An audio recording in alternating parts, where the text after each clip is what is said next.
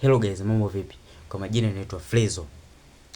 Kama umefungua channel yako mwaka huu ama mwaka jana, au hata miaka mingapi iliyopita, lakini kila ukijitahidi kutengeneza content ama tutorial labda chochote kile unachokiposti, alafu kupata wafuasi yani subscribers inakuwa ngumu sana kupitia mtandao wako wa YouTube.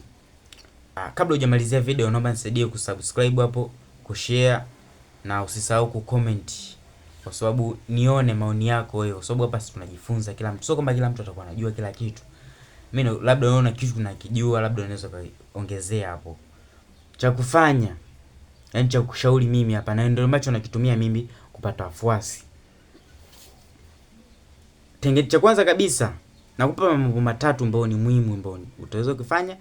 Cha kwanza kabisa, tengeneza tutorial labda video yako unakuwa na washawishi watu wasisahau kulike, kushare, kucomment, kusubscribe, kwa sababu like, comment na share ndo zinazofanya video iende viral zaidi.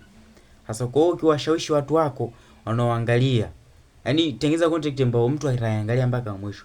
Akiangalia mpaka mwisho, akilike, akicomment, akishare, akaenjoy kwenye video yako, anakuwa YouTube itaweza kaipeleka video yako viral zaidi.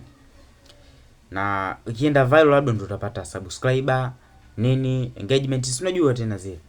Kitu cha pili, mimi wanatumia sana shorts. Ukiingia kwenye YouTube yangu shorts, kuna sound fulani inasema please don't scroll, I just become big content creator one day. Ile pale ninatumia sana, inasaidia sana kuongeza subscribers. Na nyingine nyingi ambazo natumia sana kuongeza subscribers. Na shorts ndio kutengeneza videos nyingi za shorts, kwa sababu shorts zina uwezekano mkubwa sana kwenda viral kuliko video. Video kwenda viral ni ngumu sana, lakini shorts ni rahisi kwenda viral. Kwa hiyo natumia sana shorts kutengeneza viewers, na unapata sana subscribers. Na hizo video ambazo za please don't scroll zinakuwa ni za shorts. Njia tatu, kutengeneza email. Unakuwa unatengeneza email zako, kwa mfano tumetengeneza email hii hapa hii, yani kwa kutumia email yako kuisubscribe email nyingine.